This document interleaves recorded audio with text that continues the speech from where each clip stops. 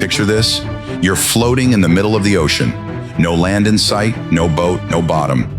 You put your head underwater and look down, and there it is, a void, pure black, thousands of feet of nothing beneath you. Something is down there, you don't know what. You can't see it, but you know it can see you. Today we're going over 3 real open water diving incidents. Stories that will make you think twice before ever putting on a wetsuit again. Stay with me, because story number 2, people still talk about to this day. Hey everyone, welcome back to the channel. I'm Sean, and this is Scary Interesting. Before we get into it, if you're new here, this channel is all about real documented stories that are equal parts fascinating and terrifying. So if that's your thing, make sure you hit subscribe and turn on notifications so you never miss a video. Viewer discretion is advised for today's episode. These are real events, real people, and real consequences. Now, let's talk about thalassophobia. Thalassophobia is the intense fear of large bodies of water, not just being in it, but what might be lurking beneath the surface. And there's nothing that captures that feeling quite like a picture that's been circulating online for years. A diver standing on the edge of an underwater cliff below him. Pure, dark nothingness. The ocean floor isn't visible. It might as well go on forever. These underwater drop-offs are real. They exist in hundreds of locations around the world where geological formations have created cliffs that rise so high from the ocean floor, you can't even see the top from below. The most famous of these is the Great Blue Hole in Belize, a massive underwater sinkhole where the deep, dark water creates an almost supernatural contrast against the bright, shallow water surrounding it. But there's a lesser-known drop-off that is just as terrifying, if not more so. It's off the coast of Vancouver Island in British Columbia, Canada, and locals simply call it the Wall. The Wall is just a short boat ride from the city of Nanaimo. On the surface, it looks deceptively calm. You'd start on a gentle, shallow shelf, nothing alarming. But the deeper you go, the more the ocean floor suddenly drops away into a near vertical descent down to approximately 500 feet. That's 152 meters of pitch black ocean below you. The tour operators actually put it in writing on their website, and I'm paraphrasing here, that you absolutely must have full control of your buoyancy before you enter the water, because if you don't, you will plummet 500 feet into the dark.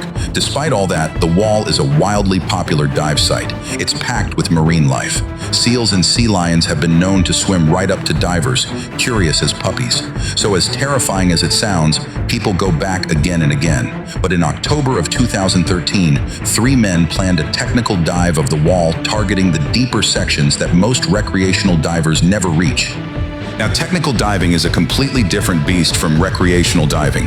It exceeds standard depth limits and requires specialized training, equipment, and most critically, a precise gas mixture. Because at extreme depths, regular air doesn't cut it. You use something called trimix, a blend of nitrogen, helium, and oxygen, carefully calculated for the specific depth you're targeting. Get that ratio wrong, and the consequences are catastrophic. At around 200 feet, 60 meters, the trio was about 12 minutes into their dive when it happened.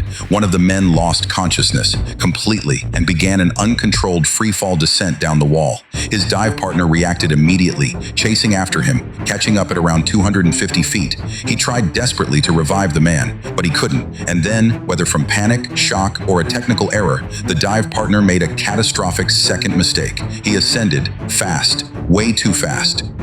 In deep diving, a rapid ascent is almost as dangerous as the dive itself. The dissolved gases in your bloodstream don't have time to safely off-gas. Instead, they form bubbles inside your tissue, inside your veins and arteries. In the worst cases, this becomes what's called arterial gas embolism. Those bubbles travel to your heart, to your brain, and they can cause stroke, cardiac arrest, both. By the time the second diver broke the surface, he had gone into complete heart failure. The third diver surfaced shortly after, physically unharmed, but it was already too late for both of his friends. Authorities launched a search for the first man, still somewhere beneath the water. 2 days later, they found him. His body was recovered from 250 feet down. Cause of death: oxygen toxicity combined with nitrogen narcosis, a lethal combination when your gas mix isn't dialed in perfectly. 2 men went in, neither made it home. Story 2 is one that made international headlines, and honestly, it's the kind of thing that stays with you. Tom and Eileen first met at the University of Louisiana in the late 1980s. By all accounts, they hit it off almost immediately. They were married before they even finished school. Friends and family described them as completely devoted to each other, idealistic, passionate, and full of life. That idealism led them to join the Peace Corps. For 2 years, they served in the islands of Fiji and Tuvalu in the South Pacific, volunteering for humanitarian causes in some of the most remote places on Earth. At the end of their 2-year tour, now celebrating 10 years of marriage, they made a decision. They were going to visit the Great Barrier Reef. And why wouldn't they? Eileen had been a passionate scuba diver long before she met Tom, and she'd introduced him to the sport. From then on, it became something they loved doing together. And the Great Barrier Reef, the single largest structure ever built by a living organism, stretching 2,300 kilometers off the coast of Australia, visible from outer space, was the ultimate destination. In January of 1998, they arrived in Port Douglas, Australia. They found an excursion that would take 26 passengers about 40 kilometers offshore to a section of the reef known as St. Crispin's Reef, a stunning, popular dive site frequented by tourists regularly. They geared up, they jumped in, the water was beautiful, bright blue, alive with color, and then the boat left. Here's what happened. When all passengers were called back on board, a head count was performed. The count came back correct. 26. But here's the catch. 2 passengers had gotten into the water and then reboarded without telling the crew. That extra movement inflated the count. The real number still in the water was 26, minus 2. Tom and Eileen, they surfaced from their dive, and there was nothing. No boat. No land in sight, no way to know which direction shore was in. Just open ocean in every direction. Let me put this into perspective for you. This area off the coast of Queensland is known for tiger sharks, 5-meter tiger sharks. The same sea life that makes the reef so spectacular for divers also makes it a perfect feeding ground for apex predators. Tom and Eileen had no food, no fresh water, no radio, no flares, nothing. 2 days later, the captain of the expedition boat was cleaning up leftover belongings and found 2 bags. Inside those bags, the wallets and passports of Tom and Eileen Lonergan. It was at that moment that the reality hit. A search was launched. The Australian Coast Guard, Navy, and volunteer vessels combed the area, but the ocean is enormous, and 2 days had already passed. Tom and Eileen were never found alive. The investigation that followed was grim. Eileen's wetsuit was later discovered floating in the water. The leading theory is that severe dehydration eventually led to delirium, and in that delirious state, one or both of them removed their gear. Without the buoyancy of their wetsuits, staying afloat would have become nearly impossible. A dive slate, an underwater writing board, was also recovered, with what appeared to be a message written by one of them, written as hope faded. Only portions of the message were shared publicly. Law enforcement retained the full version. The captain of the dive boat was ultimately found not guilty, but his company was found negligent, and it folded shortly after.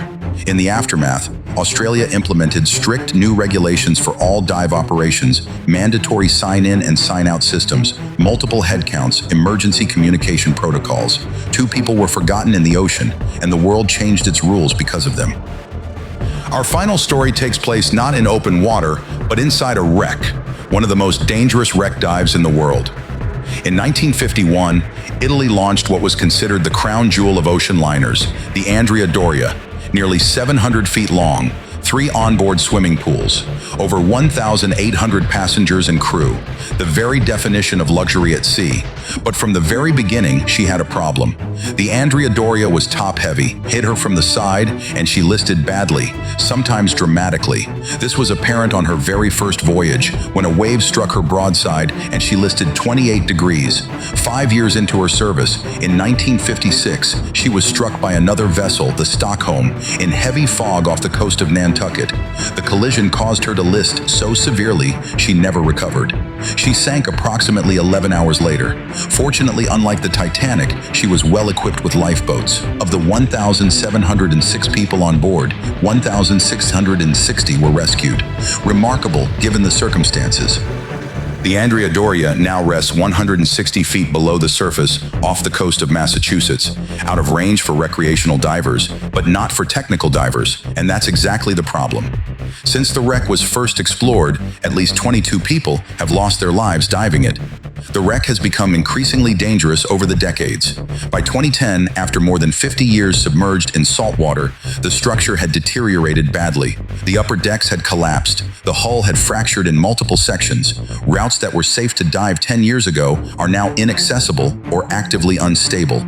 There's a debris field that spills out from the ship's openings as the wreck slowly, continuously groans and creaks, a metallic sound that divers describe as deeply unsettling. And on top of all that, strong currents in the area constantly stir up heavy sediment. Visibility drops to zero. Errant fishing lines wrap around the outside of the hull, creating invisible entanglement hazards. In 2015, a crewed vessel called the John Jack arrived at the Andrea Doria site with several experienced technical divers. Among them were Tom and Terry, who had made the 6-hour drive from Pennsylvania to Rhode Island specifically for this dive. The night before the first dive, Tom wasn't feeling great after the long trip. Being experienced and methodical, he made the smart call. He'd sit out the first dive, help with equipment, and join the next one. Rest up, be sharp. The next morning, feeling better, Tom geared up with his friends Sean and Terry and descended into the wreck. Their objective for that first dive was straightforward: secure a mooring line to keep the boat anchored safely. Before any exploration, safety first. They were diving on rebreathers, closed-circuit units that recycle the diver's exhaled gas, allowing for longer bottom time and more efficient gas usage, critical for a dive like this. Tom was known among his dive community as one of the most meticulous, careful divers around 1,000 dives in. He double-checked everything, every time. They placed strobe lights along the mooring line on the way down, visual markers for the ascent, standard procedure. Then, on the way back up, something went wrong. Terry was ascending when he caught sight of Tom at the 20-foot decompression stop, and it appeared Tom signaled him to head up to the boat. Terry surfaced, told the crew Tom would be right behind him. Tom never surfaced. Terry immediately geared back up and went back down. He followed the mooring line all the way to the bottom. Tom was gone. The surface crew radioed for emergency assistance, threw objects overboard to track the current direction. Within 3 minutes, the Coast Guard was overhead. Underwater, Terry and Sean found a third strobe light, one with Tom's initials on it, but there was no sign of the man himself. An hour later, both divers came up empty. Because Tom was on a rebreather, there was a chance, a slim, agonizing chance, that he was still alive somewhere in the wreck, caught in a net, tangled in a line, trapped in a collapsed section, still breathing recycled gas but unable to get out. But the weather deteriorated on the surface. The current became too dangerous. The boat's captain had no choice but to halt the dive operations. The search covered 350 square nautical miles over the next 40 hours before it was officially called off. Tom's body was never recovered. The working theory is that somewhere on the ascent, Terry mistook Sean for Tom, and Tom never actually reached the decompression stop. Whether it was equipment failure, a medical emergency, or an accident related to the wreck itself, no one will ever know for certain. Since that dive, at least one more person has lost their life at the Andrea Doria, and still, divers keep going back. So 3 stories, 3 very different situations, but a common thread runs through all of them. The ocean doesn't care how experienced you are. It doesn't care how meticulous you are. It doesn't care how much you love it. There's a reason thalassophobia is one of the most widespread fears in the world.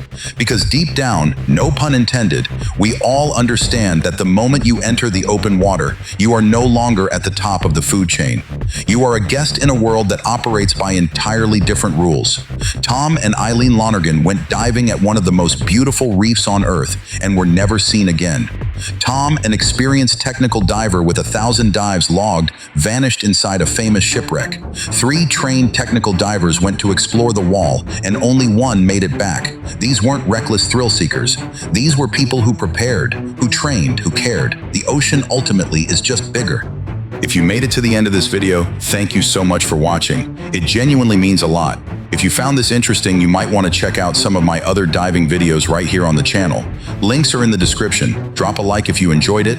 It helps more than you know with the algorithm. Subscribe and turn on all notifications so you never miss a weekly video. Until next time, I'm Sean. Stay curious, stay safe, and maybe stay out of the deep end.